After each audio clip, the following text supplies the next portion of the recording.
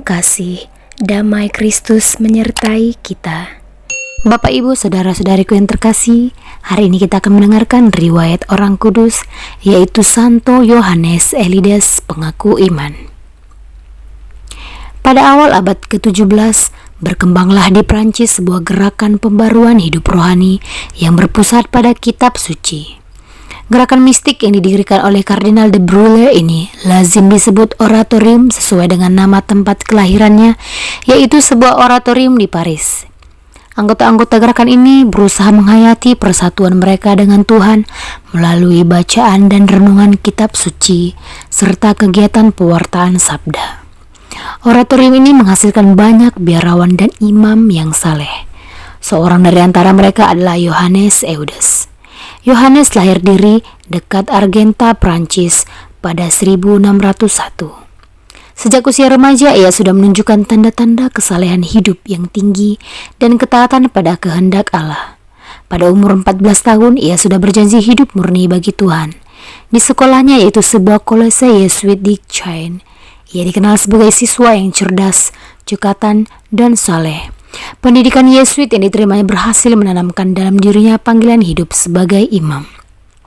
Pada 1625, Yohanes ditabiskan menjadi imam.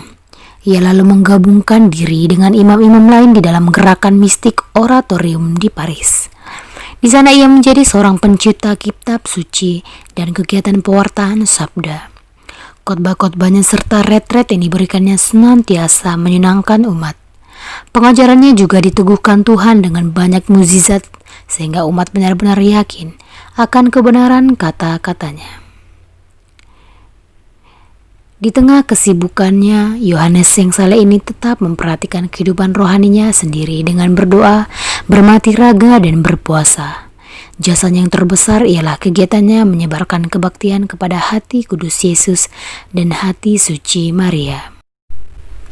Yohanes Eudes meninggal dunia pada 19 Agustus 1680. Penyerahan seluruh dunia kepada hati tak bernoda Maria oleh Paus Pius ke-12 merupakan penghormatan besar gereja kepada Santo Yohanes Eudes.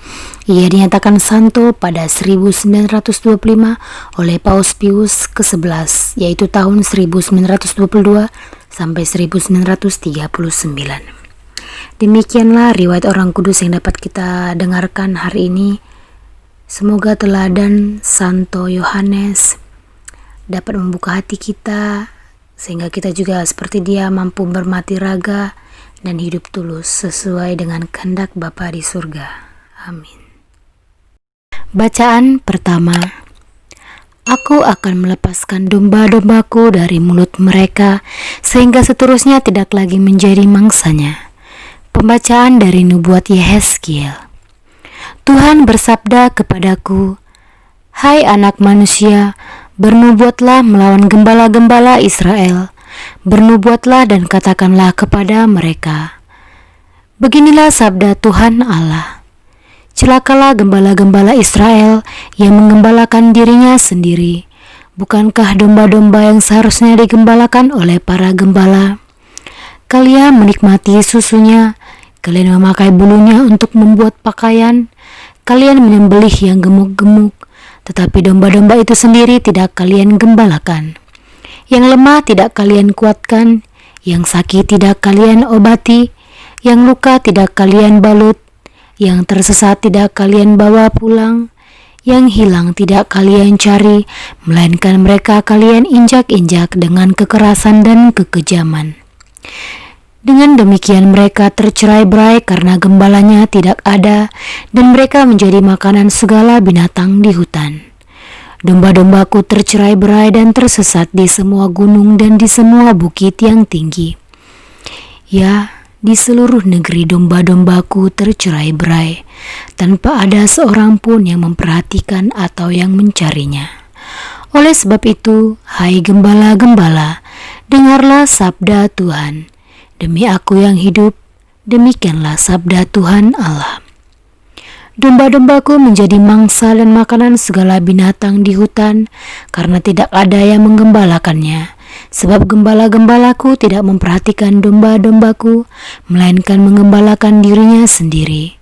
tetapi domba-dombaku tidak digembalakannya. Oleh sebab itu, hai gembala-gembala, dengarlah sabda Tuhan. Aku sendiri akan melawan para gembala dan menuntut kembali domba-dombaku dari mereka dan akan memberhentikan mereka mengembalakan domba-dombaku. Gembala-gembala itu tidak akan terus mengembalakan dirinya sendiri. Aku akan melepaskan domba-dombaku dari mulut mereka sehingga seterusnya tidak lagi menjadi makanannya. Sebab beginilah sabda Tuhan Allah. Sungguh aku sendirilah yang akan memperhatikan domba-dombaku dan mencari mereka. Demikianlah sabda Tuhan. Syukur kepada Allah. Bacaan Injil. Iri hatikah engkau karena aku murah hati? Inilah Injil Yesus Kristus menurut Matius.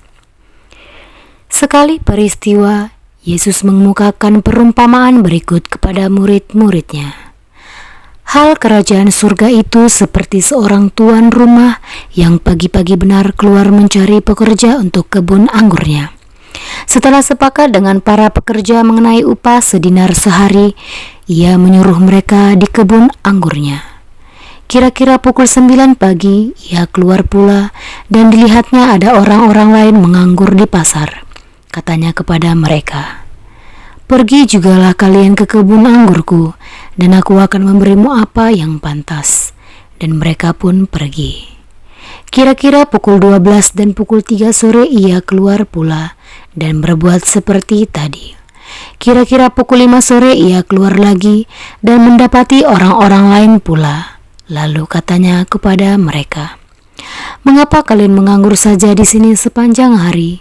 Jawab mereka, "Tidak ada orang yang mengupah kami." Kata orang itu, "Pergilah kalian juga ke kebun anggurku." Ketika hari sudah malam, berkatalah tuan itu kepada mandornya, "Panggillah sekalian pekerja dan bayarlah upahnya, mulai dari yang masuk terakhir sampai kepada yang masuk terdahulu." Maka datanglah mereka yang mulai bekerja kira-kira pukul 5 sore, dan mereka masing-masing menerima 1 dinar. Kemudian datanglah mereka yang masuk terdahulu.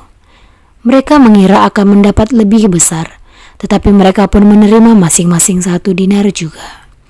Ketika menerimanya, mereka bersungut-sungut kepada tuan itu. Katanya, "Mereka yang masuk paling akhir ini hanya bekerja 1 jam, dan engkau menyamakan mereka dengan kami yang sehari suntuk bekerja berat dan menanggung panas terik matahari." Tetapi tuan itu menjawab salah seorang dari mereka, "Saudara, aku tidak berlaku tidak adil terhadapmu. Bukankah kita telah sepakat sedinar sehari? Ambillah bagianmu dan pergilah. Aku mau memberikan kepada orang yang masuk terakhir ini sama seperti kepadamu. Tidakkah aku bebas mempergunakan milikku menurut kehendak hatiku? Atau iri hatikah engkau karena aku murah hati? Demikianlah terakhir menjadi yang terdahulu, dan yang terdahulu menjadi yang terakhir." Demikianlah Injil Tuhan. Terpujilah Kristus. Bapak, Ibu, serta saudara-saudari yang terkasih, renungan pada hari ini kita mendapatkan tema yaitu janji Sang Gembala. Dalam Mazmur 23 ayat 1, "Tuhan adalah gembalaku," yaitu Mazmur Daud yang sangat terkenal dan mencerminkan pemeliharaan Tuhan dalam hidup kita. Renungan kali ini akan saya tulis dalam poin dan butuh waktu yang tepat untuk merenungkan setiap poin. Ambillah waktu dan tempat yang nyaman untuk merenungkan janji Tuhan dalam hidup kita. Berikut 12 hal yang Tuhan janjikan sebagai gembala dalam hidup kita. Yang pertama, kita tak akan kekurangan dalam segala sesuatu yang baik. Kedua, Tuhan membaringkan kita di padang yang berumput hijau. Ketiga, Tuhan membimbing ke air yang tenang. Poin 2 dan 3 menunjukkan kelimpahan dalam pemenuhannya atas kebutuhan kita. Keempat, Tuhan menyegarkan jiwa kita. Tuhan memberikan kekuatan baru di tengah kelelahan atas pergumulan yang kita alami. Kelima, Tuhan menuntun kita di jalannya yang benar. Keenam, Tuhan beserta kita, sekalipun di tengah badai penyertaan Tuhan ada, tidak perlu takut. Ketujuh, gada dan tongkat Tuhan menghibur kita. Gada bercerita tentang senjata gembala untuk melindungi domba-dombanya dari binatang buas. Sedangkan tongkat adalah alat yang digunakan untuk menarik domba kembali kalau salah jalan. Dan terkadang tongkat digunakan untuk memukul ringan dan menegur. Kedelapan, menyediakan hidangan bagiku di hadapan lawanku, mencerminkan pemeliharaan Tuhan ketika dalam ketakutan, pergumulan, dan kesulitan. Kesembilan, Tuhan mengurapi kita dengan roh-Nya. Kesepuluh, kebajikan, dan kesebelas, kemurahan Tuhan seumur hidup kita. Dan yang terakhir adalah yang ke-12, kita akan diam dalam rumah Tuhan sepanjang masa. Ucapan syukur atas janji Tuhan sebagai gembala dalam hidup. Kita alami sukacita atas pemeliharaannya selama ini dalam hidup kita masing-masing. Ya Bapa, semoga kami dapat menjadi orang yang berguna, dan semoga teladan-teladan-Mu akan menjadi panutan dalam hidup kami. Dan semoga atas berkat-Mu yang selalu melimpahi kami, sehingga kami juga dapat melaksanakan dan mengikuti seturut dengan kehendak-Mu. Amin. Salam damai Kristus, semoga Tuhan memberkati kita. Amin.